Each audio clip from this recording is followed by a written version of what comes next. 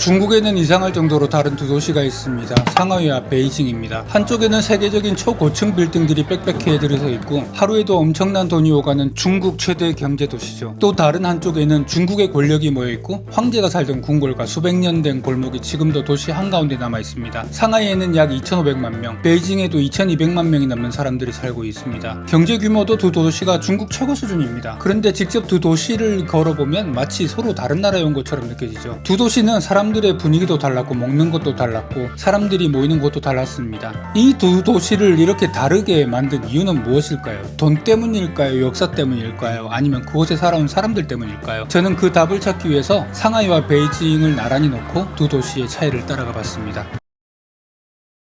안녕하세요. 드디어 상해에 왔습니다. 지금 날씨가 좋네요. 택시 타는 데가 있고요.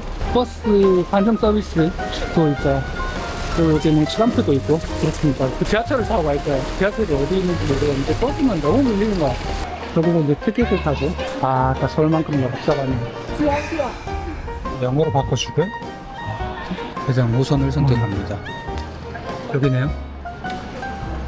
실리안. 제가 깔아놓은 위챗. 깔아놓은 위챗이 있어요. 결제 서비스. 네. DM 上的呢， 알리페이로? 记账呢， 오케이. 알리페이를 한국에서 깔고 왔거든요. 알리페이랑 위챗에 있는 페이가 있더라고요. 그거를 다 깔아놨어요. 그래서 그거를 하면은 된다. Excuse me, sir. Yeah. You can go here. this lane 2， 이렇게 찍겠습니다. 됐다. 대도시긴 대도시네요. 下一站海湖三路。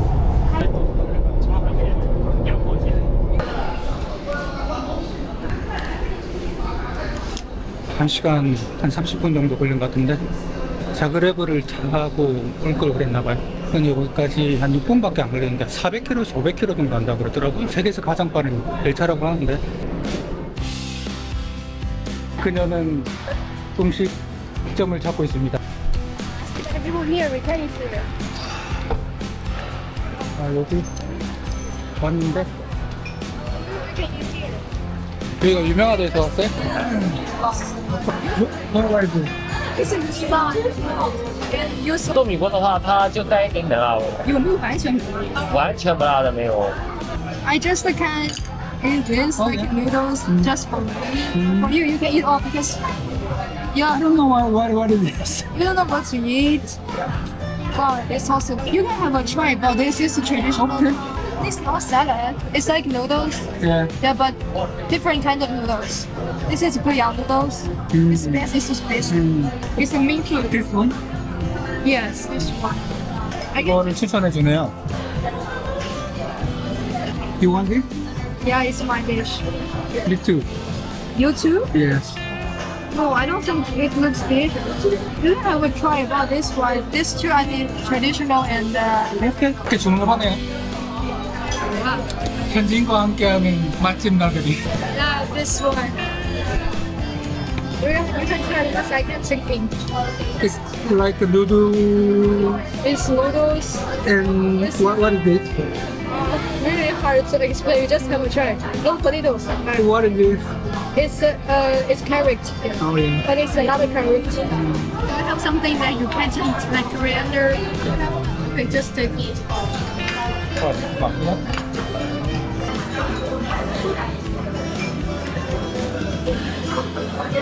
매운 볶음밥이고요. 엄청 맵대요. 이거는 누들인데 이것저것 섞어가지고 만들었는데 이게 트레디셔널이래요.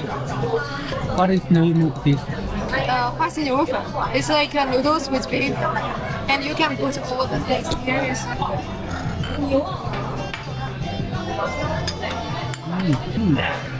too spicy. It's I like it. I can't eat any sauce.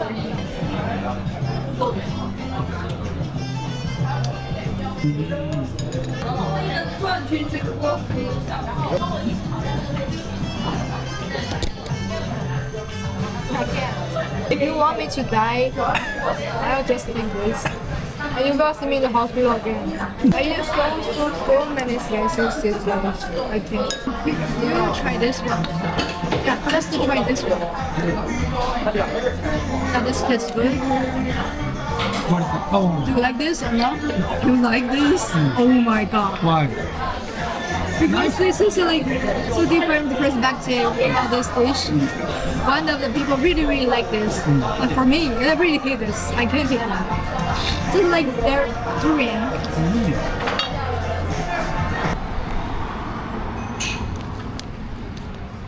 이렇게 찍어서 Why?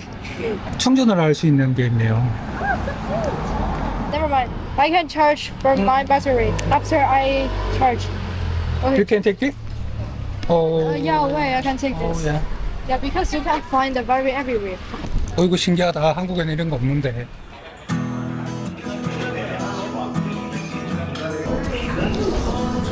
This is alcohol. Yeah, And this is the dish. It's like cold dish and hot. I don't know. Yeah, of course. Yeah, I don't know. Oh yeah, tofu. Yeah, this is. Bean. Tofu. Yeah. You recommend? Is it famous restaurant? No. This is a local one. Oh yeah. Oh yeah. Very, very nice. Yeah. Yeah, but for I want it. really hard to choose.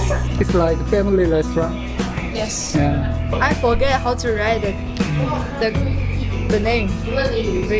Wait, don't recommend. I forget how to say too. It's good. This is meat with.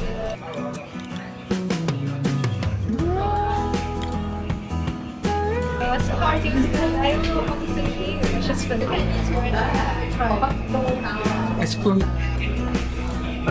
Yeah, I ordered 3 매운 맛인데 이 전통 왜 중국 향유가 진하게 들어간 건 아니고 마라탕이랑 비슷한 맛인데 있어요.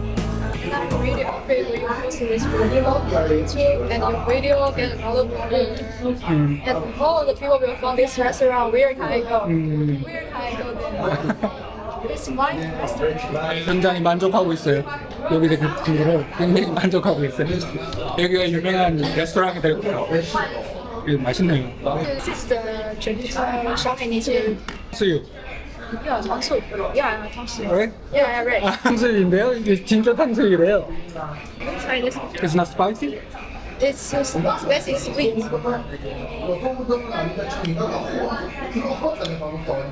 약간 왜 양념치킨 맛이 나는데? 간장치킨. I don't know. Wi-Fi is not No, here. let's see. Everything? Yeah. No way. Google, YouTube, everything. Why you need a VPN? You want the Wi-Fi? No. Because 4G is expensive.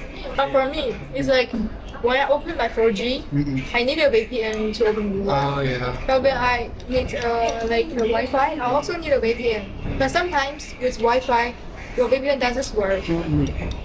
So it's better to have 4G and VPN together. But you already have the 4G with VPN, so when you have Wi-Fi, you just open the outline. I already done the account will feel because the boss can speak English here. Every time I bring my like friends, foreigner friends here, the boss will treat me so nice. Yeah. And she will recommend me like the foreigners like to eat this. Something. I bring like more than 3 foreigner friends here. Right now, so many people here. But it's smoke at some foreign people, I don't know, Chinese people, I don't know, is smoke in the room. Yeah. Why? That's what we do. Like, for example, in my home, my father smoked, and he smoked in our kitchen. Sometimes in the living room. And my mom gets so angry about him, so he just like smoking in the kitchen and open the machine. One machine like air conditioners machine, I don't know. Yeah. So one time we just smoking inside his room. It's impolite. But that's what they did. Like once upon a time, I met the guy at Bamboo, and the guy is from America, and he told me like the people, the Chinese people can't speak English at all. I mean, why? I mean, you went to like the most international city in China, and you see like most of the Chinese people can't speak English. Are you joking? No, I'm really want I'm done with the meat. I need something. I can't. This important to know the name.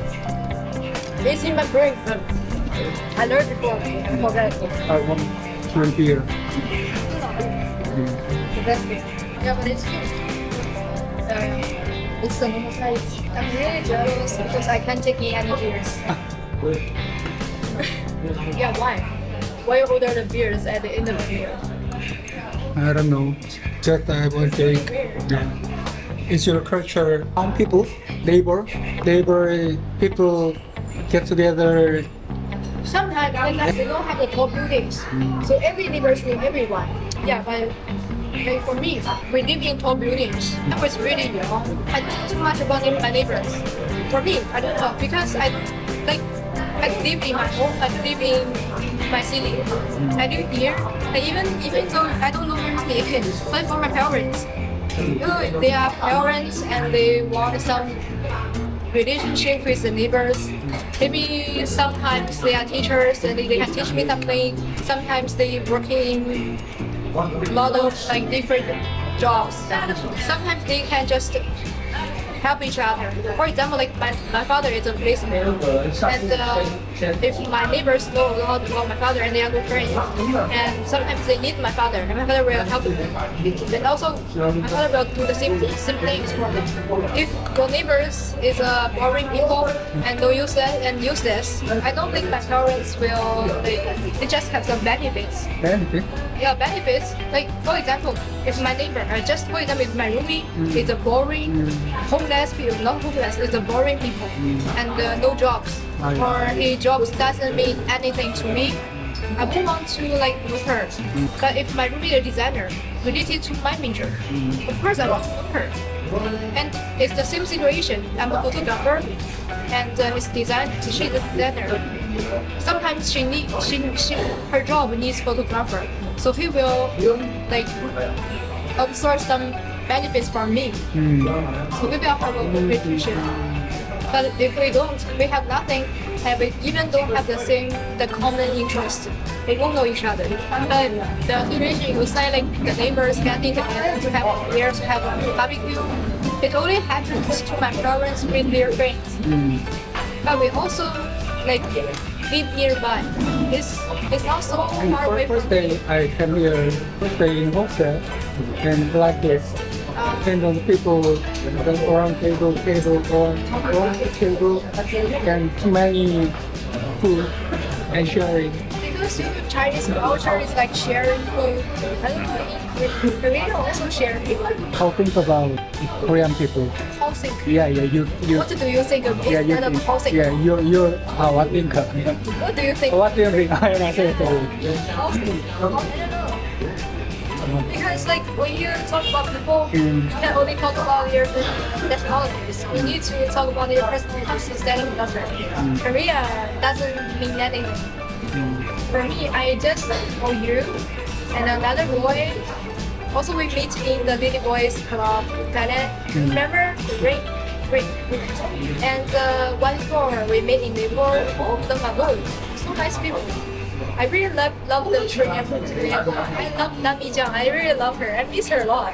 Korean people not smile or as a rude. Not at all. The Korean people I meet, it's just like nice people. Nice guy, nice boy, nice girls. It's meaningless to just talk about the nationalities of a person. Because like, if I see a question like, what do you think of the Chinese people about their behaviors? If you're in trend, you see a lot of Chinese guys smoking in the room. You don't think they are impolite and they are rude. But they can't like be everyone. 지금 어디 가고 있냐면은 이 친구 따라서 거기 무슨 축제가 있대요. 작은 축제가 있대요. 음악도 있고 거기 강아지들 축제가 있는데 거기 디제잉도 하고 그러니까 거기 가고 싶다 그래가지고 가고 있어요.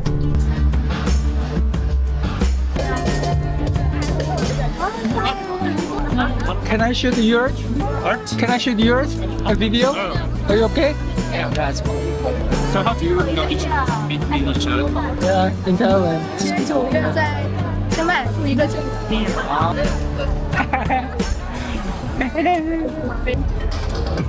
对呀。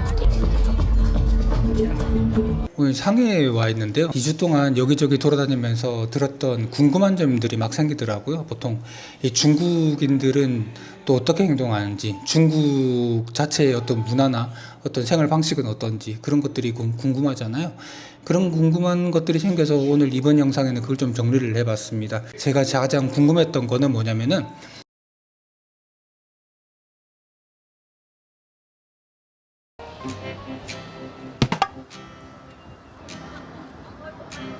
이 주점이라는 걸 처음에 왔을 때 너무 와 여기는 되게 큰 술집이 있구나 라고 생각을 했었는데 주점이 어딜 가나 큰 빌딩에서 주점이라는 글자가 보이는 거예요. 그래서 제가 왜 주점이 있을까? 주점이 너무 많은데 사람들이 술을 많이 좋아하나 보다 이렇게 생각했죠. 근데 좀 의심이 가기 시작하더라고요. 주점이라고 돼 있는 곳을 딱 보니까 술을 안 팔더라고요. 그걸 보고 있으니까 내가 검색을 했죠. 그 검색을 하니까 주점이 그 주점이 아니라 호텔을 얘기하는 거더라고요. 제가 중국어를 하나도 할 줄 몰라가지고 그거를 제가 몰랐던 거예요. 옛날 드라마 같은 거 보면은 술집이랑 숙박하는 곳이 같은 곳에 있잖아요. 근데 여관에서 여행객들을 위해서 술을 제공을 했다고 해요. 그게 이제 명청시대에 와서 주점이 아예 그냥 호텔, 숙박, 여관 뭐 그렇게 그냥 아예 고착화됐다고 합니다. 그래서 여기까지 이제 그 주점이 된 거죠. 이제 와서 저는 처음 알았습니다.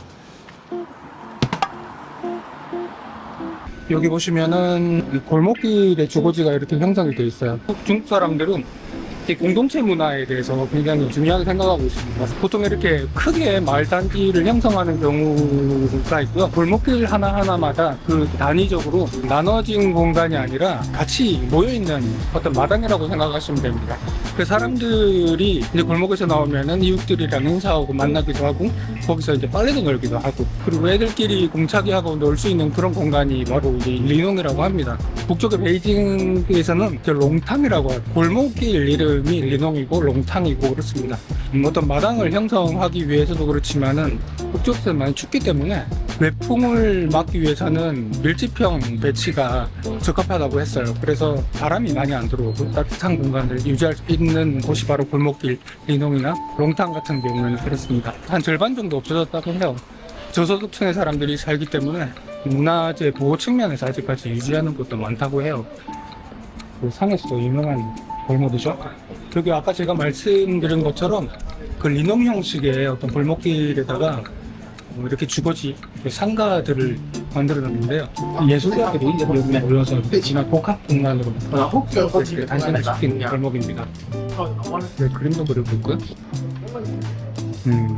골목 안에 골목이 있고 골목 안에 골목이 있습니다. 오래전에 와본 것 같은데 기억이 잘 안 나요.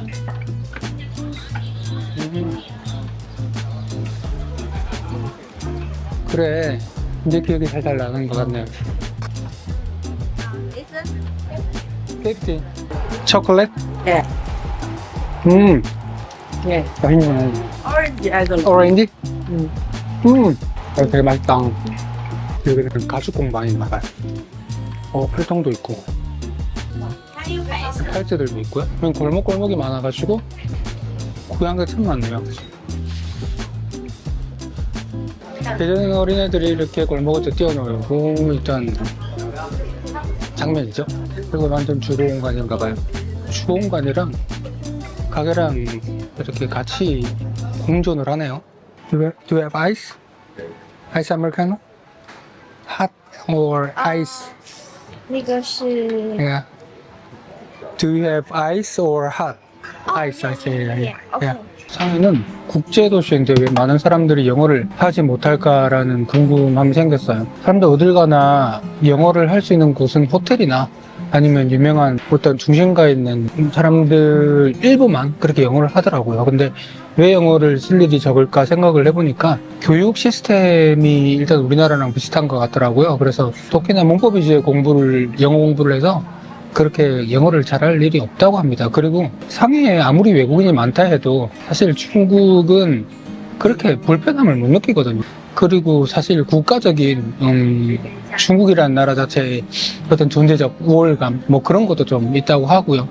그런데 제가 보기에는 그렇게 우월감을 가지고 있지는 않는 것 같아요. 그게 일부 중국인들만 그런 것 같고요. 저는 그렇게 생각 안 합니다. 그리고 요즘에는 젊은 친구들이 영어를 할 줄 아는 젊은 친구들이 꽤 많이 늘었어요. 제 친구만 하더라도 나이가 21살인데도 영어를 꽤 잘하고요. 그 주변 친구들만 해도 물론 그런 친구들끼리 만나서 그런지는 모르겠는데 영어를 꽤 잘하더라고요. 제가 오히려 저도 영어를 잘 못하지만 배울 수 있는 그런 친구인 것 같아요. 중국인들이 많이 외국을 나가긴 해도 어딜 가나 중국인이 있잖아요. 뭐 그렇게 불편함을 못 느끼는 것 같아요. 지금 올라가고 있습니다. 센츄리 법인. 여기는 제가 한 번도 온 적이 없거든요. 강 건너 멀리서만 지켜봤지 여기는 본 적이 없어가지고 지금 보이네요. 와, 이렇게 가까이서 본 적은 처음이네요. 저쪽으로 육교가 이렇게 연결이 되어 있어요. 이렇게 저까지 갈 수 있도록. 여기는 IFC 몰이고요. 이렇게 올라가고 있습니다. 굉장히 큰 이 높은 빌딩들이 많죠. 이제 안 와본 곳을 와서 좀 기분이 듭니다. 保险就是说 거의 다 왔는데요. 이 중국이 왜 자본주의를 선택했냐면은 공산주의 국가잖아요. 1970년대에 마오쩌둥이 죽고 나서 중국은 경제 붕괴 단계까지 이르게 되죠. 그때 이제 등소평이 등장해서 하는 말이 고문 고양이든 뭐 흰 고양이든 쥐만 잘 잡으면 되지 않냐 그런 말을 했다죠. 이념은 일단 둘째치고라도 일단 경제부터 살리자. 그래서 자본주의를 좀 받아오기 시작했죠. 그래서 이제 중국은 그때부터 이제 경제 성장이 급속도로 이제 올라갑니다. 인구 많잖아요. 정부는 토지를 점유하고 사람들을 감시하고 통제는 물론 그대로 했죠. 근데 거기서 자유주의만 받아가지고 그런 국가를 만듭니다. 세계에서 유일무이하게 아주 발달된 공산주의 국가죠. 땅덩어리가 넓으니까 그 안에서 내수시장에서 모든 걸 다 할 수 있다고 생각을 하는 거죠. 가까이 왔는데요. 와, 진짜 크네요. 진짜 희한하게 생겼다 이거. 너무 희한하게 생겼죠. 그냥 중국의 상징인 것 같네. 너무 비싼 거 아니야? 올라가는데 299 6만원 你还没出来了。 3만원. 야, 이거 타고 올라가죠? 고민 좀 된다. 배터리가 다 돼가지고 저도 배터리를 한번 사용해 보도록 할게요. 노란색 보이죠? 얘를 스캔을 해서 빨리페이를 동의. 뭐 어쩌라는 거지? 됐냐? 핸드폰 번호가 필요한가 봐요. 지금 전화 안 되네요. 핸드폰 번호가 없어서 안 되나 봐. 哎，很麻烦，还得是啊。 用完环岛是 C 级。 이렇게 찍으니까 30분에 3위엔이에요. 30분에 600원 정도 한다는 얘기예요. 한 2시간이면 한 2,400원 정도. 그렇게 하는 거예요. 사람들이 너무 많다. 7번 칩인데? 역시 이렇게 통제하는 건 얘나 지금이랑 똑같은 것 같아. 包馅儿中外焦体质，正煎包上海老味道，皮儿薄馅儿多外焦体质，一口放心。 엄청 크다, 이거는.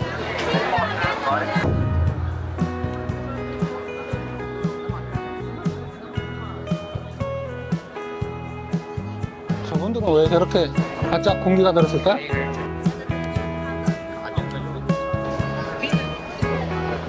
사람은 여전히, 오늘이 토요일이라 사람이 여전히 많네요.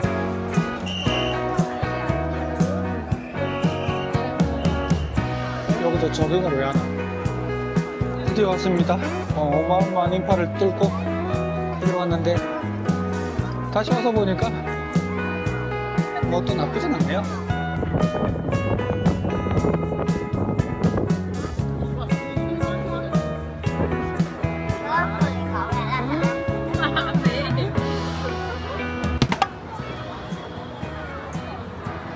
원래 뭐 중국이 인구 많다고는 알고 있어도 왜 인구가 많은지까지는 생각해 본 적이 없거든.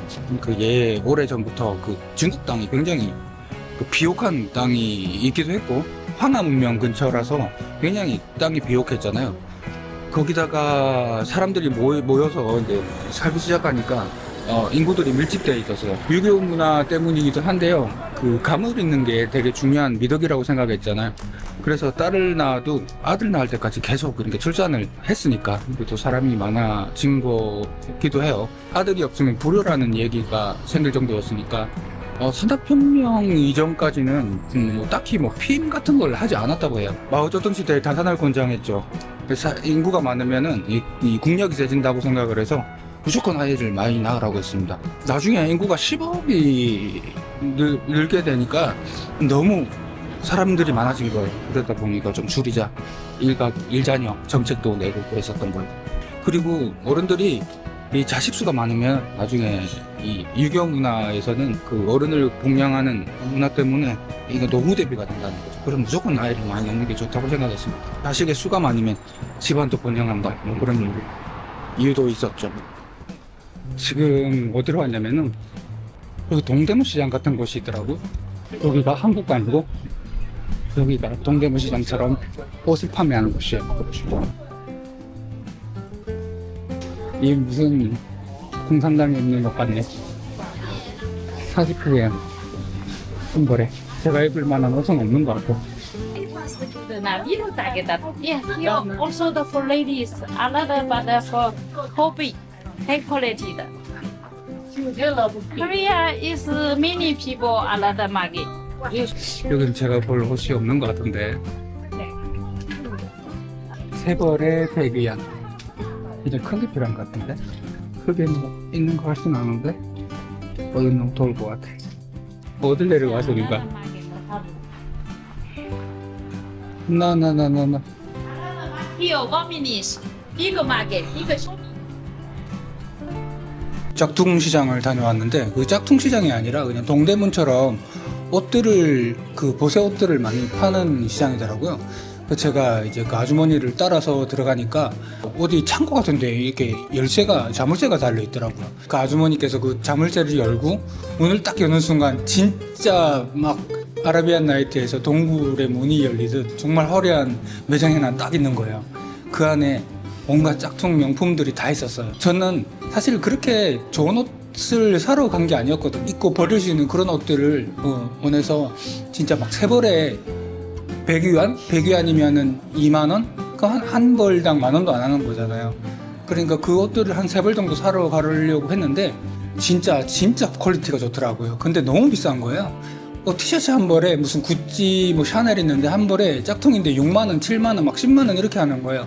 그래서 난 이런 옷 필요 없다고 결국에는 다시 나왔습니다. 제가 그 장면을 찍고 있는 줄 알았는데 카메라가 꺼져 있더라고요. 중국인들은 왜 짝퉁 문화에 대해서 이렇게 관대할까 궁금증이 생기더라고요.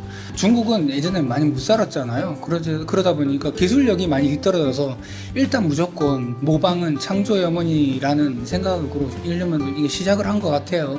그래서 그러니까 국가적으로 정부에서 많이 눈 감아주기도 하고 일단 기술력을 먼저 배워라 해가지고 일단 무조건 따라 하게 된 것 같습니다. 삼성 기술이라든가 그런 어떤 고프로라든가 그런 전자제품들이 비슷한 게 많이 나왔잖아요. 그렇게 기술 습득을 빨리빨리 한 거죠. 네. 미술도 마찬가지예요. 무조건 그 사람들이 그림을 따라하다 보면 제게 나오잖아요. 그런 것처럼 그렇게 된 것 같습니다. 그리고 중국은 지식재산권 같은 것들이 미국의 서양의 어떤 문화라고 생각하는 거예요. 자기 나라의 기업이 피해만 받지 않으면 된다는 식으로 어떻게 좀 하는 것 같습니다. 짝퉁이 너무 이렇게 광범위하게 펼쳐져 있어서 나라에서도 어떻게 할 수가 없는 거예요. 사실 이게 문화적으로 산업적으로도 굉장히 이 돈벌이가 큰 수단이 된 거죠. 거기서도 많이 브랜드도 새롭게 나오고 막 그랬잖아요. 그러니까 지금은 사실 우리나라도 옛날에 좀 짝퉁도 좀 만들고 그러지 않았나 싶은데 중국은 좀 심한 것 같아요. 베트남도 확실히 짝퉁 문화에서 많이 관대한 것 같고요. 메이드 인 차이나가 전 세계적으로 너무 이렇게 장악해버리니까 그것도 좀 무시할 수 없는 것 같고요. 그리고 짝퉁이라는 게 사실 처음에는 기술 습득으로 해서 많이 뺏기기도 했는데 사실 메이드 인 차이나를 가서 공장이 중국에 다 있잖아요. 그 중국에 있는 공장들에 있는 기술은 똑같아요. 명품을 만드는 기술이나 짝퉁을 만드는 기술은 똑같은데 그 기술을 자기가 중국 사람들이 알고 있으니까 그 기술을 그냥 짝퉁을 만드는 거예요. 진짜 기술은 명품이에요. 그렇게 해놓고 로고만 박아놓고 그냥 짝퉁처럼 파는 거죠. 사실 이건 진짜 다름이 없는 거예요. 약간 뭐 소재 같은 내부 소재는 약간 좀 싼 걸로 좀 하기도 하겠죠. 안 보이는 부분은. 보면은 폴로 같은 경우에도 폴로는 하이 퀄리티 브랜드인데 이 폴로 워크라고 이 로고도 비슷해요. 그렇게 있는 거를 그냥 버젓이 브랜드로 만들어 놓고 있더라고요. 뭐 그런 거 보면 좀 신기하기도 해요. 여기도 요 그냥 예. 식당이 없는데요. 중국 사람들이 매운 음식을 좋아하는 이유가 일단 중국은 땅이 넓지만은 강이랑 이런 주변에서 이 도시들이 많이 밀집해 있기 때문에 이 좀 기후가 좀 습해요. 그래서 과거에는 음식이 빨리 상하고 쉽게 눅눅해지기 때문에 그냥 냉장고가 없었거든요. 그래서 더 보관하고 오래 보관하려고 음식들이 좀 향이 강하고 맵게 많이 만들었다고 합니다. 그러다 보니까 중국 음식이 좀 많이 매워진 경향이 있다고 해요. 지금 음식이 나왔네요. 이 뭔지는 모르겠는데 고기 덮밥 뭐 그런 거예요. 양배추랑 돼지고기랑 소스 이렇게 넣어준 이유. 일단 또 중국 사람들이 자존심이 강하잖아요. 그러다 보니까 매운 거를 잘 먹는 사람이 이 센 사람이라고, 이 강한 사람이라고 생각하나 봐요. 그래서 매운 거를 많이 먹을수록 막 이렇게 과시하는 그런 것도 있다고 합니다. 사람들이 많으니까 맵고 향이 강해야지 자기 음식점이 살아남을 수밖에 없다는 거예요. 그런 설이 있네요. 마라가 유명하고, 호남은 매운 고추가 유명하고, 산시는 식초가 유명하고, 광둥은 약재향이 유명하다고 합니다. 지역마다 이렇게 특색이 있어요.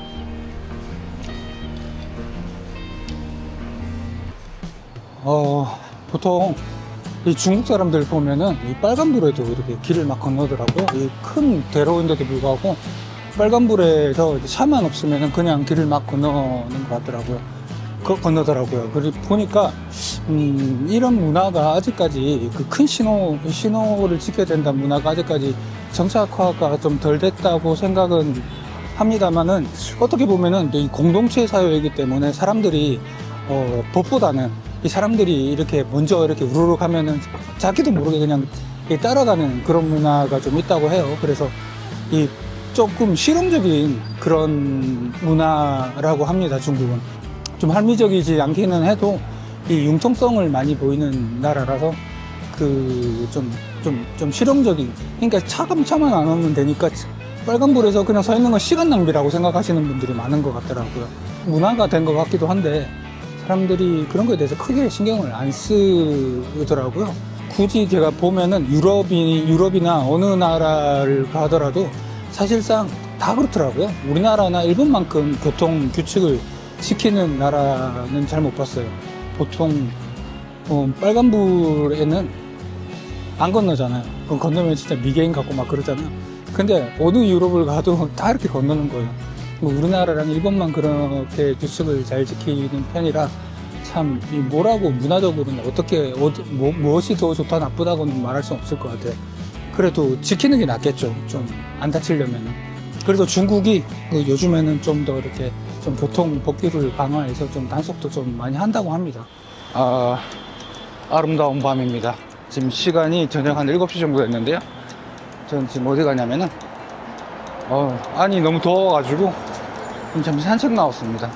보통 이 중국 사람들이 시끄럽다고 하잖아요. 근데 우선 제가 말씀드릴 거는, 제가 상해 와서 중국 사람들이 시끄럽다고 느껴본 적이 단 한 번도 없었던 것 같아요. 그런데도 불구하고 사람들이 시끄럽다고 생각하는 이유가 있는데, 많은 그 중국인들이 여행을 오잖아요. 사실 좀 들떠서 목소리가 좀 큰 거 아닌가 싶어서 그럴 수 있지 않나라는 생각을 합니다. 우리도 여행 가면은 좀 목소리가 커지잖아요. 그런데 힘들어. 근데 사실 그런 건 있어요. 중국이 개인보다는 어떤 집단 문화가 강해가지고 그 공동체 안에서 자기 목소리를 키워야지 좀 살아남을 거 아니에요. 그러다 보니까 목소리가 커지지 않았나라는 생각이 듭니다. 그리고 대가족 시스템이잖아요, 중국은.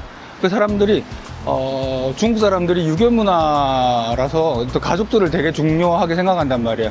그래서 대가족 문화가 많이 있다 보니까 자기 목소리가 좀 커야지 그 안에서 좀 자기의 위치도 좀 다지고 그럴 거 아니에요. 그러니까 그런 문화 때문에 목소리가 좀 커지지 않았나라는 생각이 들고요. 그리고 중국은 프라이버시에 대한 어떤 개념이 다른 나라보다 좀 미흡한 것 같아요. 보통 보면은 공공공간, 뭐 지하철이나 어떤 식당 같은 경우에도 좀 떠들긴 하는데, 말이 많기는 하는데, 중국 사람들은 이 집단 문화가 강해가지고 이 공공공간이 내 공간, 우리 공간으로 생각을 하는 거예요. 그래서 모든 그냥 내 마당이라고 생각을 하는 것 같더라고요. 그래서 좀 편하게 행동을 하는 거라고 생각합니다. 또 특별한 또 성조가 있잖아요. 억양도 있고. 그러니까 그것 때문에 좀 말이 좀 세고 좀 목소리가 커지지 않았나 또 생각을 하고요. 그리고 또 한편으로는 이념적인 어떤 문제인데, 공산주의 국가라서 좀 억눌려 있잖아요. 억눌리다 보니까 그 억눌린 마음을 좀 이렇게 밖으로 표출하는데 좀 감정도 좀 실리고 뭐 그러지 않을까라는 생각도 합니다. 그런데 중국인이 진짜 예의가 없나라고 생각하면 그것도 아닌 것 같아요. 이게 참 문화적인 문제라서 여기 오니까, 사기 오니까 대도시라서 그런지 모르겠는데 다들 친절하고 예의도 바르고 약간의 문화 차이는 있어요. 사람들이 중국인을 어떻게 생각하는지 모르겠는데 일단 제가 생각했던 그런 선입견이 좀 많이 깬 것 같아요. 중국 사람들 보면은 이 남자들 중에 빡빡머리를 하는 사람들이 많잖아요. 꼭 머리 스타일이 스포츠 머리라고 그러는데, 우리나라 그 예전에 중학생들, 고등학생들 보면은 빡빡머리가 많잖아요. 군인들도 그렇고. 근데 그런 식의 머리를 자르는데 왜 저렇게 머리를 자를까? 저는 궁금하더라고요. 그래서 약간 좀 물어보니까 편하대요. 그냥 제일 편해서 그렇대요. 여기 중국이 덥고 습하고 그러니까 어떤 패션에 대한 그런 헤어스타일에 대한 욕심이 많이 없는 것 같아요. 여기 보면은 기계식 머리 이발소가 있어요. 그냥 왜 바리깡 있잖아요. 그걸로 쭉 밀어버리면 5분 만에 그냥 12분 만에 내면 되니까, 그리고 관리하기 편하고 그래서 그냥 그렇게 자르는 것 같습니다. 제가 중국에 온 지 한 2주가 좀 넘었는데, 그 중국 상해에 와서 제가 상해에 와서 궁금했던 점을 영상에 한번 담아봤습니다. 이게 어떻게 여러분께 도움이 됐는지 모르겠는데, 일단 제 느낌이니까, 저 개인적인 느낌이고 호기심이었으니까 여러분들 뭐 즐겁게 봐주셨다면 감사드리고요. 만일 미비하거나 미흡한 부분이 있다면 댓글로 이렇게 써주시면 감사하겠습니다. 다음 영상은 이제 베이징을 갈 건데요. 이제 베이징에서 이제 상해랑 비교하는 영상을 찍을 거예요. 상해는 어떻고 베이징은 어떻고 좀 궁금해서 그런 걸 한번 찍어보려고 합니다. no. 공산주의 국가 맞아? 중국에 처음 발을 디뎠을 때 머릿속에 익숙한 이미지가 있었어요. 단색 옷을 입은 인민들, 군대식 행진이나 말 없는 얼굴들이죠. 그런데 공항을 빠져나서 도시로 들어오면서 전혀 다른 광경이 펼쳐졌어요. 这什么呀？这直播间 한글로. 한글로 네, 한글로. 한글로连在一起的。그 장기를 뜨시는 분도 계시네. 真牛！ 杨哥，你也有今天呀？ 우리나라에서도 예전에 보면은 공원에 장기 바둑 두시는 분들이 굉장히 많았었는데 요즘 잘 안 보이더라고요. 여기도 물론 거리에는 자유가 흘러 있었고, 억압보다는 뭔가 모를 질서가, 감시보다는 뭔가 융통성 같은 게 느껴졌어요. 그런데 뭔가 자유라는 게 시작점이 다른 나라와는 다르다는 걸 우리는 잘 알고 있죠. 걷다 보면 점점 묘한 감정이 들기 시작하는데, 왜 이들은 무리지어 생활하는지, 왜 이들은 전혀 모르는 사람과 친구처럼 대하는지, 모든 질문은 여기서 시작되더라고요. 뭔가 우리가 알지 못한 특별한 문화 같은 게 있는 게 아닐까? 그렇게 생각이 들더라고요. 이 모든 질문의 실마리는 아주 오래전부터 이어진 그들만의 생존 방식에서 비롯되는 것 같았어요. 자유로운 것처럼 보이지만 그 바탕에는 거대한 구조와 암묵적 합의와 약속으로 돌아가는 개인보다는 집단을 위한 사회가 아닐까.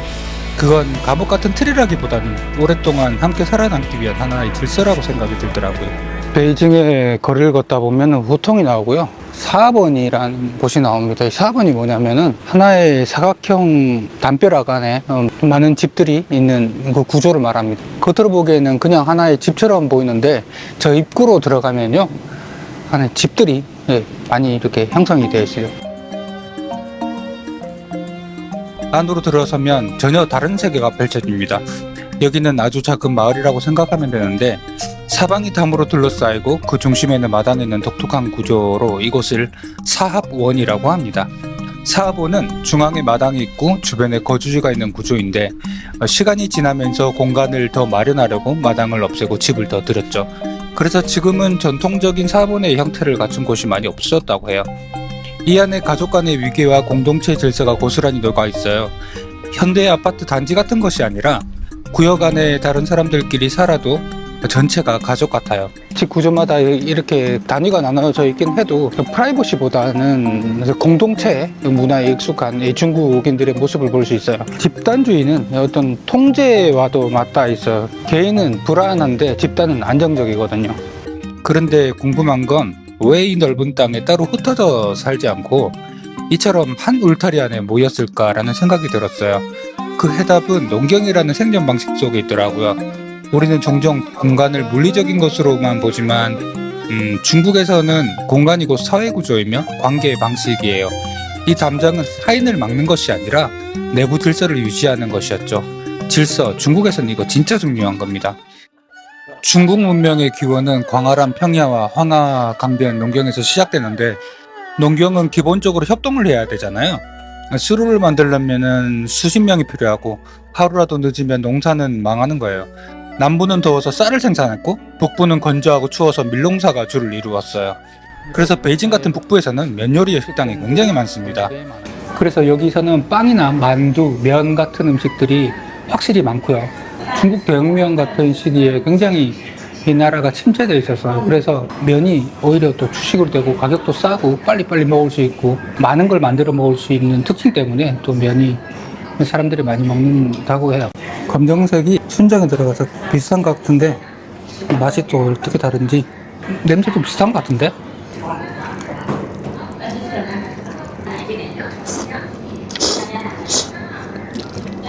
맛은 완전 다르네요. 엄청 새콤해. 확실히 이제 단맛은 없나요, 여기? 전 개인적으로 한국 짜장면이 좀 나은 것 같아요. 아무튼 그래서 사람들은 농사 때문에 모일 수밖에 없었죠. 함께 일하고 밥을 먹고 함께 자식을 키우는 구조가 되었고 그 과정에서 혼자 살 수 없다는 사실은 곧 질서의 탄생으로 이어집니다. 결국 농경은 기술만이 아니라 관계와 윤리 그리고 공간 구조마저 바꿔놓았죠. 중국에서 농경적 공동체에서 발전한 철학이 바로 유교입니다. 이 모든 걸 질서와 위계로 만들어냈죠. 유교에서는 가정은 국가의 축적판이고 가장은 왕이고 자식은 백성이다. 이 말은 단순한 은유가 아니라 실제 삶의 구조를 바꾼 거예요. 집 구조와 말투 그리고 앉는 자리까지 심지어 대문을 여는 방식조차 위계에 따라 나눴다는 거지. 질서가 곧 덕이라는 유교의 이상이 구현된 거였어요. 저렇게 공자 석상에 있죠? 여기는 이제 우측에 공자묘가 있고 왼쪽에는 국자감을 두고 있어가지고 그 유교는 가정이 일단 가장 기본적인 질서의 중심이라고 생각을 했고요. 그 가정이 하나 모여서 이제 국가가 되고 개인은 집단의 일부로서 무엇이든 이 책임을 져야 한다. 이 철학과 이 공간 구조는 이 베이징의 어떤 질서 그리고 공간 전체적인 도시 구조 그게 굉장히 밀접한 관계를 갖고 있죠. 지금 여기 보이는 이 나무가 청료백이라는 나무인데 700년 이상 됐다고 해요. 이 나무가 간신이 지나니까 돌풍이 불어가지고 간신의 모자가 벗겨졌다고 합니다. 그래서 사람들은 간신을 알아보는 나무라고 해서 이 나무를 질서를 정확하게 지켜주는 그런 나무다 라고 생각하게 된 거죠. 그래서 도덕과 위계를 알아보는 나무다 라고 해서 그 이후로 굉장히 사람들에게 유명해졌다고 해요. 여기 국자감이라는 곳은 한국으로 치면은 성균관이라고 볼 수 있어요. 학생들을 가르치던 아주 최고의 공립기관이었죠. 대학이죠. 국자감입니다. 지금 보시는 이 공간, 저기가 의자가 큰 게 하나 있죠. 저기가 황제가 앉아서 유교를 강의를 듣고 유교에 대한 질서를 천명을 하던 그런 곳입니다. 그 중간에 계단에는 여기는 왕만 지나다닐 수 있는 계단이고요.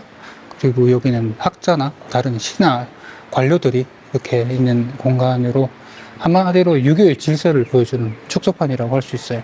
사람은 태어날 때부터 선한 본성을 가지고 있다고 주장합니다. 그래서 그 선한 본성을 유지하려면은 이 질서가 반드시 필요하다라고 생각을 하고 있기 때문에 이 본성을 계속 이렇게 지켜내려고 하고 있는 게 일교의 가르침 중에 하나입니다. 그게 이제 우리나라로 들어와서 이런 양반 구조 그리고 신화 구조 이런 것들을 좀 만들어낸 거죠. 나중에는 우리나라에서 이 성리학이 그게 너무 이제 극단화되다 보니까 양반들이 아무것도 안 하게 되는 거죠. 그 자금성 안쪽으로 볼 수 있다는데 가봐야죠. 귀엽다. 여기 중간에 청자가 하나 나오네요. 멋있게 그림 그리신다. 자, 우와, 멋있다. 이야, 여기군요. 진짜 멋있다. 그 이후로 진시황이 중국 전체를 통일했어요. 말 그대로 진짜 처음이었거든요. 중국 대륙을 하나로 묶은 최초의 인물이 진시황이었는데 그는 수많은 제후국과 왕조, 부족들이 싸우는 것 안에서 질서 하나로 제국을 세웠던 거죠. 문자를 통일하고 화폐를 하나로 만들고 도량형과 도료의 규격까지 통일했습니다. 그는 혼란을 정리를 했지만 너무 빨랐고 너무 강력했습니다. 백성들은 그 속도를 감당하지 못했고 질서는 공포가 되었던 거죠. 결국 그는 불과 15년 만에 무너지고 중국은 다시 혼란으로 빠져들게 됩니다. 진나라 이후에 중국은 쉼없이 분열과 재통합을 반복했습니다. 삼국, 남북조, 대십국, 송금, 원명, 정, 왕조는 갈라지고 다시 모이고 또 찢어졌죠. 이런 역사 속에서 중국인들에게 분열은 단순한 정치적 위기가 아니라 생존 그 자체를 위협하는 거였죠. 무질서하면 모두 죽는다는 걸 알았던 거죠. 이 말은 경험에서 우러난 집단의 기억이 되었고 이 집단주의와 이 질서는 그들의 DNA가 되었습니다. 천안문 쪽으로 들어왔는데 보안검사가 철저합니다. 들어올 때 먼저 이렇게 가방 검사도 하고요. 패스포트랑 입장료, 입장권 검사도 하고 그렇게 1차적으로 검사하고 아마에서 또 할 것 같은데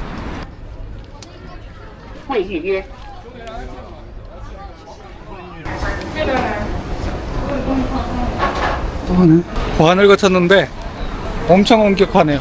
몸 샅샅이 뒤져요. 거기다가 제가 드로잉할 펜 그 뭐지? 알코올성에 대해서 그것도 안 된다고 뺏기고요. 뭐 카메라 이런 건 괜찮고 아무튼 한 10분에 걸쳐가지고 검색을 받았습니다. 이제 천안문 광장으로 이 지하를 통해서 가면 됩니다. 그리고 그들의 집단과 질서 DNA는 결국 공산주의까지 연결됩니다. 1949년 마오쩌둥은 천안문에 올라서 새로운 중국의 탄생을 선언합니다. 수천 년 동안 반복되었던 분열과 재통일을 하면서 그렇게 쌓인 두려움과 희망의 집합체인 중화인민공화국은 그렇게 시작됐던 거죠. 우산 쓰고 계신 분들이 여기 뭐 경원 같은 경원인가 봐요. 더운데 고생하신다. 여긴 진짜 철저하네요. 입구에 들어오면서 찍었던 영상을 지우라고 하네요. 지웠습니다. 지우면 안 되나 봐요. 저 친구도 지우라고 하니까 미안해가지고. No. It's just recording. Yeah. 지금 들어온 동안 몇 번이 걸렸는지 모르겠네요. 보안을 한 번 거쳤고 또 한 번 거쳤는데 빠꾸당해서 또 한 번 거치고 중간에 영상 지우고 또 지금 또 여기서 유튜버냐고 물어보길래 아니라고 그냥 이 영상 찍는 거라고만 얘기했어요. 지금 이렇게 제가 뭐라고 얘기를 하고 있으면 안 될 것 같아요. 제가 뭔가 얘기를 하고 있는 거를 지우라는 거네요. 와, 뭔가 발언을 하는 게 되게 좀 부적절하다고 느껴지는가 봅니다. 제가 드로잉북을 갖고 있었는데 그림 하나하나 다 이렇게 체크하더라고요. 이거 근데 그림은 단순히 그림인데 이 그림 괜찮냐고 그네들끼리 회의를 하더라고요. 괜찮냐고. 괜찮다고 해서 결국은 가지고 들어왔습니다. 곳곳에 경찰들이 배치가 돼 있어서 여기 그냥 사모만 해요. 공산당은 새로운 왕조가 아니라 시스템으로 과거 유교가 담당하던 윤리와 규율을 조직과 규제 그리고 감시라는 구조로 대체해 나갔습니다. 그 과정에서 사람들은 통제에서 억압을 느끼기보다는 시스템 안에서 안정을 선택했어요. 우리는 함께라서 안전하다. 누구도 혼자 두지 않는다. 이 말은 선전문고가 아니라 시대를 관통한 집단 감정이지 않았나 하는 생각이 듭니다. 또 검사요. 전국이 하나의 바둑판처럼 움직인다. 모두의 뜻이 모여 성을 이룬다. 한 명도 빠뜨릴 수 없다. 단 한 사람도 뒤처지게 하지 않는다. 이 말은 코로나 시기에 중국 당국에서 자주 사용했던 말인데요. 얼마나 그들이 전체적인 생각을 중요하게 생각했는지 알 수 있는 대목입니다. 그런데 이런 모두가 하나가 되어야 된다는 생각이 좀 지나치기도 해요. 하나의 중국. 그들이 항상 외쳐오는 말이죠. 중국 주변에 있는 다른 나라들을 인정하지 않고 하나로 통합해야 한다는 강박관념이 많은 이들에게 좀 피해를 주고 있습니다. 신장, 그리고 위구르, 대만, 그리고 홍콩까지 중국으로 흡수되길 바랍니다. 그래야지 앞으로 위협받지 않고 국가적 안정을 얻을 수 있으니까 말이죠. 중국을 따르지 않는 민족이나 사람들은 조용히 사라졌고, 그리고 거기서 많은 세계인들의 비판을 받기도 합니다. 오늘날의 베이징은 시스템으로 돌아가는 구조입니다. QR코드는 출입을 허가하고 CCTV는 사람들의 동선을 따라가면서 안면 인식의 기술은 도시 인구들의 모든 얼굴들을 기억합니다. 우리는 이를 감시라고 부르죠. 하지만 그들에겐 시스템은 효율입니다. 어떤 범죄들도 많이 예방이 됐고요. 그들은 얘기합니다. 불편하지만 안전하다. 감시를 어떤 감정적으로 받아들이기보다는 어떤 기능적으로 잘 수용한 사회입니다. 이 감시 없이는, 이 질서 없이는 매우 사람들이 불편하다고 생각을 이제 하게 되는 거죠. 사실 통제는 이 수많은 14억 인구에서 보다는 보호장치로 작동되고 있는 건 아닌가 싶어요. 대신 정치는 우리가 할 테니까 건들지 마라. 대신 너희들에게 적당한 안정과 편리함을 줄 테니까 정치는 건들지 마라. 뭐 이렇게까지 얘기하면 될 것 같습니다. 중국의 구조는 복잡하지 않아요. 그 모든 것들은 메시지를 말하고 있습니다. 너 하나는 작아. 하지만 안전할 거야. 이건 공산당이 만든 구호가 아닐지도 몰라요. 수천 년을 함께 살아가기 위해서 자연스럽게 선택되어 오는 방식이었고, 그래서 이 통제는 하나의 그들의 문화가 된 게 아닐까 하는 생각이 듭니다. 서구는 자유를 중심으로 복지를 설계했고, 중국은 안정을 중심으로 자본을 받아들였죠. 지금 우리는 그 두 축이 점점 가까워지는 세상에 살고 있습니다. 자유롭지만 불안정한 삶이 있고, 또는 통제되지만 예측 가능한 삶이 있습니다. 그 둘 사이에서 우리는 각자 다른 답을 내릴 수 있을 겁니다.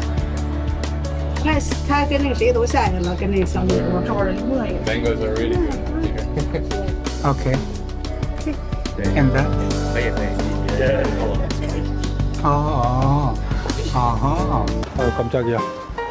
옆에는데 저렇게 벌레성 누워버리네요. 제가 상해에 있을 때 영상을 좀 솔직하게 제 느낀 거를 좀 말씀을 드렸더니 몇몇 중국 분들이 분을 좀 하신 것 같더라고요. 좋습니다. 저는 그런 반응도 좋고요, 댓글도 좋고, 또 제가 또 선입견을 안 가진다고 해도 어떻게는 또 선입견이 떴던 것 같아요. 그래서 제가 잘못 생각했거나 틀렸거나 하는 부분들을 가감없이 그냥 댓글에 남겨주시면은 이 문화적인 어떤 차원에서 많이 수용을 하도록 하겠습니다. 같은 국기를 바라본다고 해서 같은 리듬으로 살아가는 건 아닙니다. 특히 제가 궁금한 두 도시는 베이징과 상해입니다. 두 도시 모두 하나를 바라보지만 서로 다른 걸 또 바라보죠. 하나는 전통의 권위, 또 하나는 현대의 위상이죠. 한 나라 두 얼굴, 그 앞에서 전 호기심이 생겼습니다. 왜 이 두 도시는 전혀 다를까요? 베이징은 국가의 중심으로 설계되었고, 상해는 세계 경계에서 자생적으로 확장되었죠. 그렇게 출발점부터 이미 둘은 달랐습니다. 엄청 크긴 크네요. 혹시 이 광장 들어오는데 12,000원이었다면 좀 과하고요. 그래도 뭔가 있겠죠? 문은 층층이 닫혀 있고 구조는 좌우 대칭으로 되어 있죠. 황제의 절대 권위가 깃든 이 공간은 800년 넘게 중국이라는 나라의 중심을 상징해 왔습니다. 도시의 골격은 이 권력의 중심으로부터 동심원처럼 퍼져나갑니다. 중앙이니까 왕이 지나가던 길이라서 사람들이 함부로 못 지나가게 만들었네요. 그래서 우리는 저쪽에서 지나오게 되어 있습니다. 자금성의 자는 북극성을 뜻하며 하늘의 중심이라는 상징성이 있고요. 금은 들어가는 것이 금지된 공간, 그것도 황제만의 영역이라고 하는 겁니다. 저거 만지면 복이 오나봐. 다들 이렇게 만지네. 이렇게 만지면 돼. 이곳은 권력이 건축이 된 도시입니다. 자금성은 지금도 그 자리에 있어요. 단지 황제가 사라졌을 뿐이죠. 반면 상해는 시작부터 다릅니다. 19세기 중반 개항과 함께 이 도시는 여러 나라에 의해 분할되고 조각났습니다. 영국, 프랑스, 일본이 각기 다른 땅을 조개지로 나누었고 건축과 문화, 언어, 법까지도 달랐습니다. 그 결과 지금의 푸둥, 동방명주가 있는 이곳을 중심으로 자유경제무역지구가 되었습니다. 이곳은 중국의 하나의 쇼윈도라고 볼 수 있어요. 숯을 껴가지고 무슨 목걸이를 만드는 거 본데? 보글 행운의 목걸이인가? 글자마다 달라요. 중국 사람들은 오래전부터 구슬을 좋아했습니다. 그 이유는 단순한데요. 구슬은 완전함과 부의 상징이기 때문입니다. 둥근 형태는 하늘을 뜻하고 빛나는 재질은 귀함과 권위를 상징하고요. 과거에는 황제나 귀족만이 옷구슬을 몸에 지닐 수 있었거든요. 구슬은 보호의 의미도 가지고 있어서 애들에게 구슬 팔찌를 채우기도 했고 결혼식이나 제사 등의 중요한 의례에 늘 함께 했던 장신구입니다. 상해 푸둥에 탑을 세우려고 했을 때 구슬은 아주 자연스러운 선택이었죠. 이 탑의 이름은 동방명주, 동쪽에 빛나는 진주라는 뜻이죠. 구조적으로 보면 이 탑은 11개의 구슬이 세로로 연결된 형태로 마치 하늘 위에 구슬이 매달려 있는 모습을 연상시킵니다. 스차하이, 베이징의 오래된 호숫가 거리입니다. 여기가 오래된 건물들이 있어서 여기 보면은 좀 옛날 정치를 좀 느낄 수 있는 그런 곳들 같아요. 진짜 옛날 무슨 세트장 같은 느낌이 좀 드네요. 진짜 중국에 온 것 같아요. 상해 있을 때는 그 중국에 있다는 생각을 그렇게 많이 못했거든요. 근데 여기 오면 확실히 중국이네요. 큰 간판들 그리고 거리 이런 것들이 다 진짜 중국 같아요. 지붕에서 누가 막 뛰어내릴 것 같고 그래요. 왜 중국 무술하는 사람들 있잖아요. 이런 것들은 도리처럼 신사를 나타내는 어떤 그런 건가 모르겠는데 십찰해라고 그러네. 내가 여기 있네요. 그럼 이렇게 한 바퀴 돌면은 여기가 하나의 그냥 얘도 올드타운 같은데 여기 한글도 있다. 북경의 모습이 가장 잘 보존되어 있는 곳이라네. 그래요. 이런 데를 와야지. 찾아보니까 스차하이라고 하네. 여기가 10개의 사찰이 있던 호수라는 뜻이긴 한데 지금은 그 사찰은 다 없고 후통이랑 바가 많고 여기가 이제 좀 전통적으로 굉장히 힙한 거리라고 합니다. 외국인들보다 여기 현지 중국인들이 관광하러 많이 오나 보네요. 전부 중국인들이에요. 어디서나 저렇게 CCTV가 저를 향해서 돌아가는 게 보여요. 여기서 배를 탈 수 있어요. 이렇게 낚시하시는 분들도 계시네요.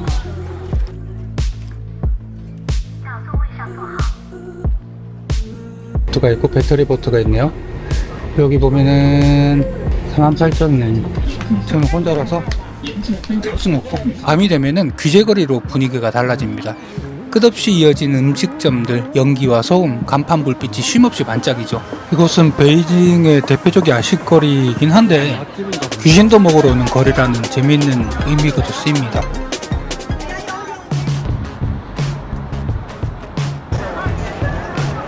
이렇게 걸어가다 보면은 볼 게 진짜 많아요. 음식점들도 이렇게 있고 옷집들도 있고 좀 볼 게 심심하지 않은 동네인 것 같아요. 그리고 이렇게 걸어가다 보면 산책로도 참 좋은 것 같아요. 왜냐면 사람들이 많으니까 좀 사람들 구경도 하면서 이제 이렇게 나와요. 오늘 무슨 행사 같은 거라나 봐요. 일요일이라 메인도로에서 약간 이렇게 골목으로 빠지면 약간 한적한데 맛집들도 많이 보이고요. 오히려 구경할 게 더 많은 것 같습니다.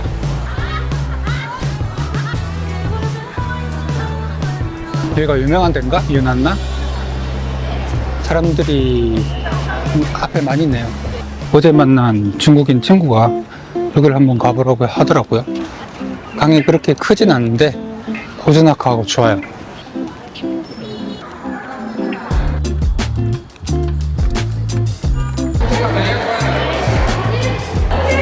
포스탈 뮤지엄 있습니다. 옛날 우체국 청사. 이렇게 우편물을 접수할 수 있고 이렇게 돼 있네.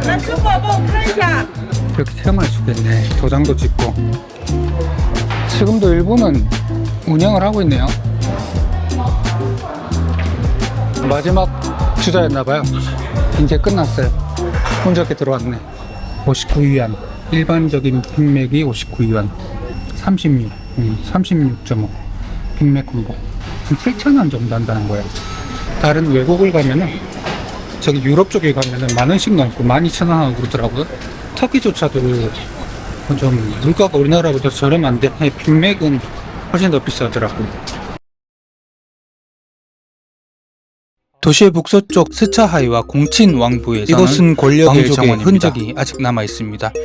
여기 유명한 데 같은데? 여기는 자전거도 번호판이 있네요. 영업용이라 그런가?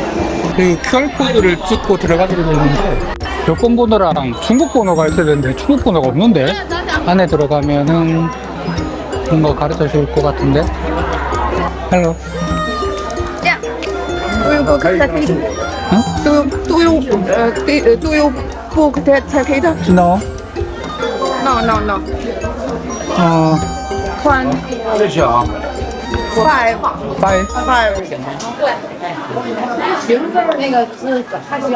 예. Turn left. Thank you. 40위엔.谢谢. 여기서 표를 바로 구할 수 있으니까 이렇게 들어가면 됩니다. 들어왔습니다. 보안이 철저하네요. 친절도 하고요. 중국 최대 규모의 개인 저택이라고 해요. 안에 부엌이랑 방이랑 이런 것들이 잔뜩 있나 봐요. 40채 정도 있다는데 청나라의 권력이 숨쉬던 이 공간은 사람보다 구조가 먼저 말을 겁니다. 여기는 층층이 닫힌 문, 마당마다 다른 단의 높이, 모든 것이 위계로 짜여 있죠. 이곳에선 들어가는 방식조차 하나의 예법입니다. 저희는 이렇게 복을 빌어주나 봅니다. 다 복이 돼 있죠? 非常漂亮。对。 이게 엄청 중요한 돌인가 봐요. 사람 형체처럼 생겼는데 그런 거 아닐까요? 이곳은 공친왕부 내부에 있는 가짜산, 자산이라고 하는 공간입니다. 공친왕부의 자산은 돌을 쌓아 만든 인공동굴과 미로 같은 통로로 되어 있는데요. 왕족들이 산수를 감당하면서 사색하거나 여름에 더위를 피하는 공간으로 사용했죠. 네, 만지면은 거기였나 봐. 네, 물이 흐르나요? 이곳은 곡수유상이라고 작은 물길에 술잔을 띄우고 술잔이 자기 앞에 도착할 때까지 쉬나 그를 짖지 못하면 그 술을 마셔야 했다는 그런 놀이 장소입니다. 우리나라의 포석전과 비슷하죠. 앉아서 술 먹던 자리인가? 물론 중국은 상해와 베이징만으로는 설명될 수 없습니다. 중국은 너무 많은 도시를 가지고 있죠. 하지만 그 수많은 도시의 문화는 결국 이 두 도시 사이 어딘가에서 갈라지고 교차합니다. 빌딩에 이 모퉁이만 돌면은 북강 빌딩이 나옵니다. 육각 분위기가 삼청동 길 같네요. 이게 포토스팟이 있나봐요. 예전에는 지었을 때는 노르망디 빌딩이라고 했어요. 1924년도에 헝가리 건축가가 건축을 했다고 합니다. 여기 상해 최초로 모퉁이가 둥근 그런 건축을 만들었다고 하는데 북한 빌딩이 귀신이 나오는 아파트라고 됐대요. 그 이유가 뭐냐니까 거기서 많이 유명해졌는데 2시인가 하루 다 그러더라고요. 이 건물을 찍고 있는데 이 건물인가 봐요. 사람들이네. 이 건물이 뭐가 대단하다고 찍는 거지? 이 건물은 마치 뉴욕의 플랫 아이언처럼 생긴 건물이라고 해서 상해판 플랫 아이언이라고 불립니다. 이 삼각형 모양의 좁은 땅 위에 있는 이 건물은 1924년 프랑스 조개지 중심에 세워졌는데요. 당시로서는 드물게 발코니가 외부로 도드라진 형태로 설계된 중국 최초의 발코니 아파트였다고 해요. 그것은 한때 외국인 고급 주택이었고 문화 대혁명 때는 혁명의 무대가 되기도 했죠.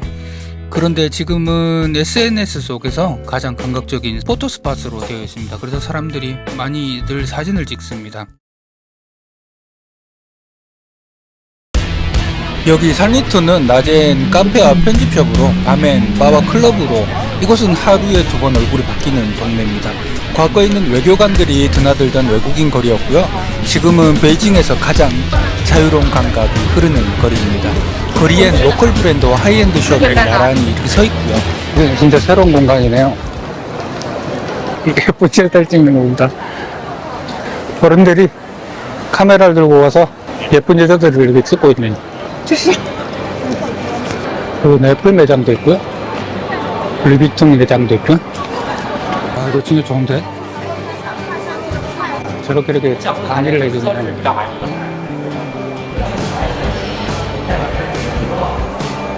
야, 여기는 굉장하네요. 여기 뭐 베이징 아닌 것 같은데? 이 상리톤이라는 곳이 그 베이징에서 삼리가 떨어져 있다고 해서 상리톤이라고 합니다. 쇼핑하기도 좋고 사람들끼리 이렇게 산책하기도 참 좋네요. 깔끔하고 베이징 와서 이렇게 깔끔한 곳은 처음 보는 것 같아요.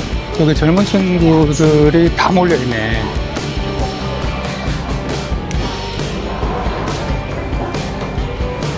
야, 이게 여기 스타벅스는 굉장히 컨셉츄얼하네요.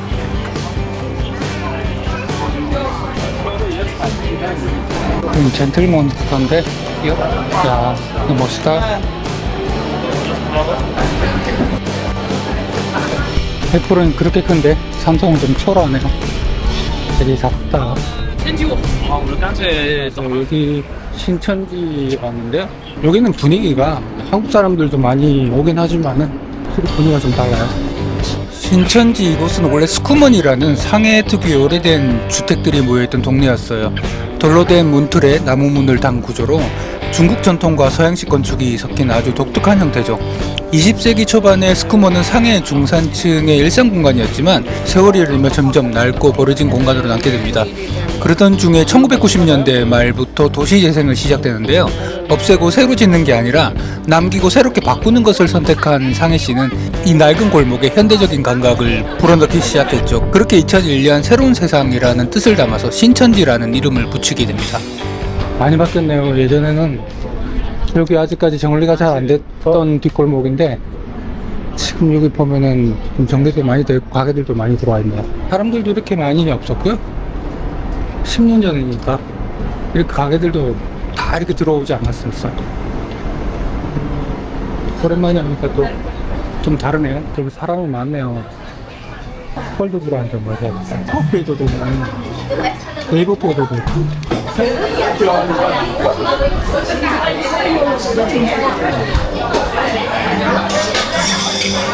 커피. 야, 이 커피가 8,000원이래요. 8,000원. 엄청 비싸죠.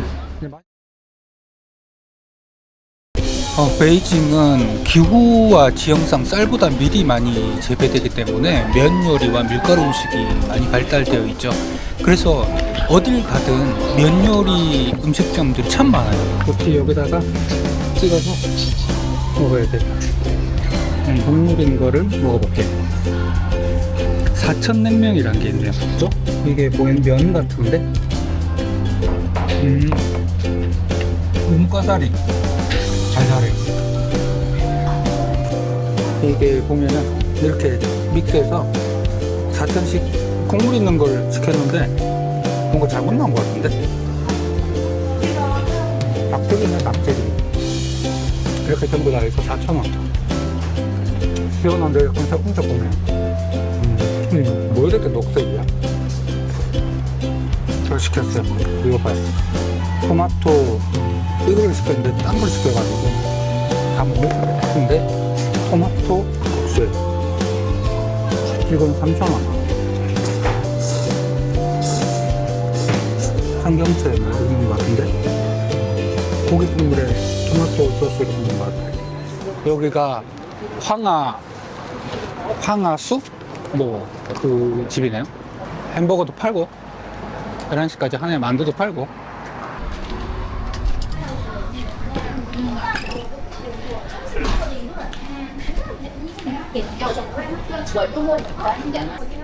뭘 먹어야 될지 모르겠네. 빈트? 로더스. 그래서 숨어있네요. 여기 음식점이 왔는데요. 작은 로컬 음식점이 들어갔는데 뒤로 따라오라더니 이렇게 넓은 자리를 선택해주네요. 여기 맛있나봐요. 와, 양이 엄청 많은데?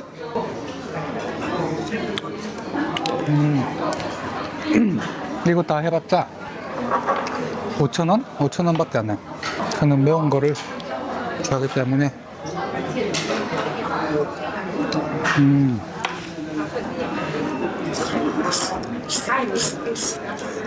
약간 흉곽긴 한데 고기랑 두부, 청경채, 메밀면인가? 아, 좋은데요?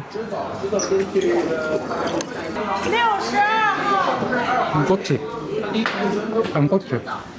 상해는 바다가 가까워서 자연스럽게 해산물의 이 식탁의 중심이 되었어요. 이 재료의 신선함과 섬세한 조리법이 발달했죠. 그리고 샤오롱바오는 그런 조리 문화의 결과물이에요. 얇은 피 속에 육즙을 가두는 방식은 정교함과 감각을 중시하는 상해의 성향을 보여줍니다. 양고기를 이렇게 잘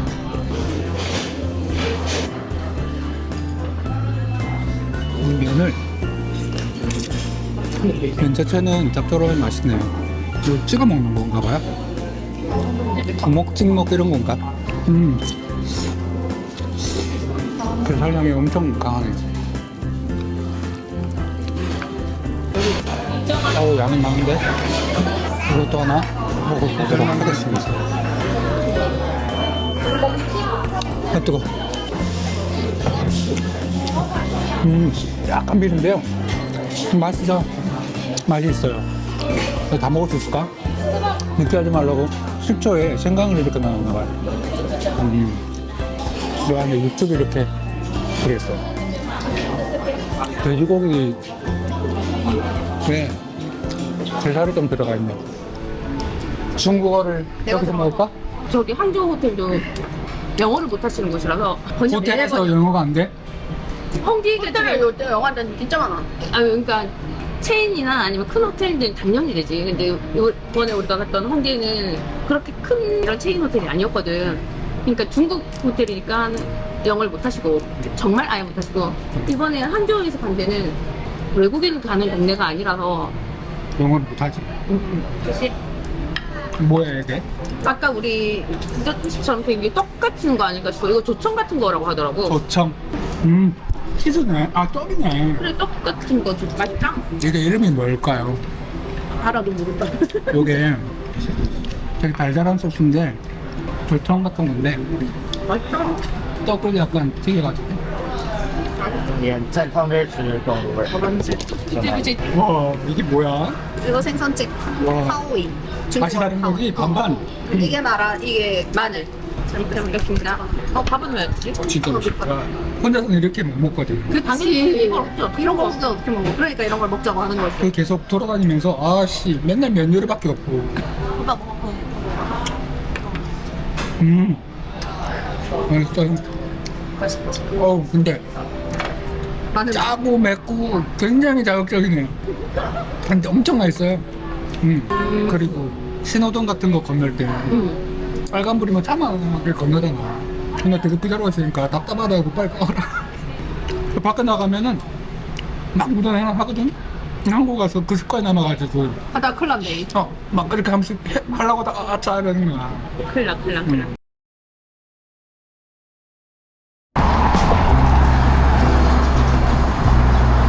전 지금 798 예술구에 나와 있는데요. 여기가 이제 국가에서 시장하는 특별예술지역이라고 생각하시면 됩니다. 여기 798 예술구는 1950년대 그 독일 군수물자 창고였습니다. 여기 공장이었는데 이 공장을 1990년대 고쳐가지고 여기 예술인들이 하나둘씩 차리하더니 2000년대 초반부터 이제 국가가 직접 주도하는 예술구가 되었죠. 중국 베이징은 특히 예술에 대해 자체 검열을 하고 있어요. 국가를 비판한 예술 행위를 받아들이지 않는 거죠. 중국의 대표적인 설치미술가 아이 웨이웨이는 2008년 올림픽 경기장 설계도 참여를 했었는데 그는 이후에 베이징 올림픽을 중국 정권의 선전도구라며 비판하면서 자신의 나라 중국과 선전을 하죠. 이후에 그는 스촨 대지진 사망자 명단을 공개하기도 하고 천안문을 향해 가운데 손가락을 날리기도 했어요. 그래서 중국 당국은 그를 체포하고 81일간 구금하기도 했죠. 물론 그는 모든 인터넷 검열 대상이 되었고 그는 결국 유럽으로 도망쳐 현재는 포르투갈에서 장기 체류하면서 여전히 중국을 비판하는 작업을 하고 있습니다. 이곳에 전 아이 웨이웨이도 그의 작품도 찾아볼 수 없습니다. 그는 798을 전시한 적이 없고요. 중국 정부 역시 그를 이곳에 초대하지 않았죠. 국가의 허락 없이는 전시할 수 없고 불편한 진실은 벽에 걸릴 수 없습니다. 그래서일까요? 이곳엔 예술의 자유 대신 잘 포장된 자유의 이미지만 남아있습니다. 798 예술구. 한때는 중국 현대 미술의 상징이었지만 지금은 스타벅스와 기념품 가게 그리고 좋아요를 부르는 포토스팟으로 가득하죠.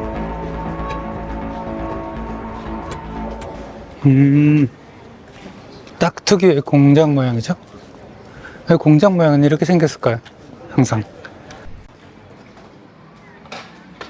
한국 사람들도 이렇게 포진되어 있네요. 김형규. 상해에서도 그 예술구가 있던 것처럼 예술구가 이렇게 만들어져 있습니다. 베이징 도심지에는 그렇게 젊은 사람들을 많이 볼 수 없었는데 여기에 다 몰려있네요. 젊은 친구들의 어머니가 집값이 너무 비싸서 그렇대요.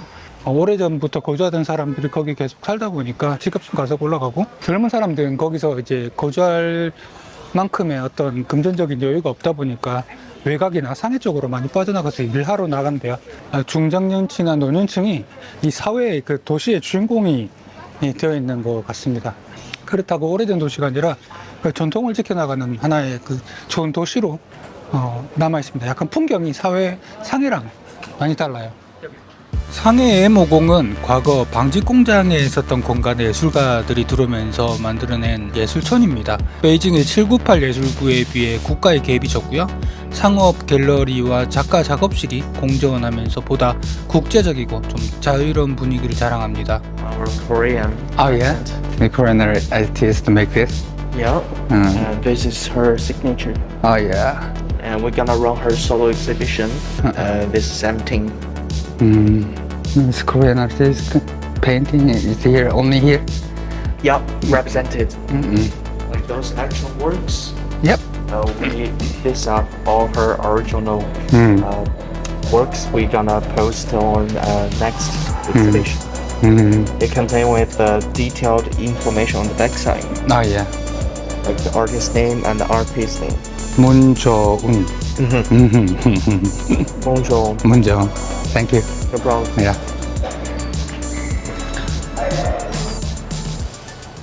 여기는 베이징 798 예술구처럼 그렇게 크지는 않는데요. 그럼에도 불구하고 굉장히 오밀조밀 모든 게 다채롭게 많이 있는 것 같아요. 골목골목을 들여다보면은 이 전시 공간이 있는데 이 하나하나 들여다보는 것이 참 재밌더라고요. 오늘 마지막 날인데 맥주를 하나 시켜서 이 컵 항상 이렇게 다 한 개 나와요. 이렇게 옷을 꿀떡꿀떡 다 벗고 이렇게 식사를 하십니다. 베이징 스타일, 이 중국 스타일인가 봐. 베이징 언젠가 한 번쯤은 오고 싶었고요. 오늘 저녁 밤차 새벽 비행기로 한국을 돌아가는데 여행은 뭐 알차게 한 것 같습니다. 뭐 중국이라고 해서 뭐 통제가 심하고 뭐 그런 거 솔직히 잘 모르겠어요. 그러니까 통제를 하는 곳은 자금성 근처 그 지역들만 좀 통제가 좀 심하고 나머지들은 사람들이 다 유학 순하고 착한 것 같아요. 저는 뭐 중국에서 조금 불만이었던 건 베이징은 화장실이 좀 더럽습니다. 전부 쭈그려 앉아서 쓰는 화장실이라 사람들이 물을 잘 안 내려요. 하루에 몇 명의 남의 똥을 보는지를 잘 모르겠어요. 어쨌든 밥 먹는 내일은 내려가 여기서 한 10일 정도 있었나? 아마 그랬을 거예요. 아니 날씨가 굉장히 더워요. 나왔어요. 이게 피망 돼지고기 볶음 덮밥. 이게 4,000원.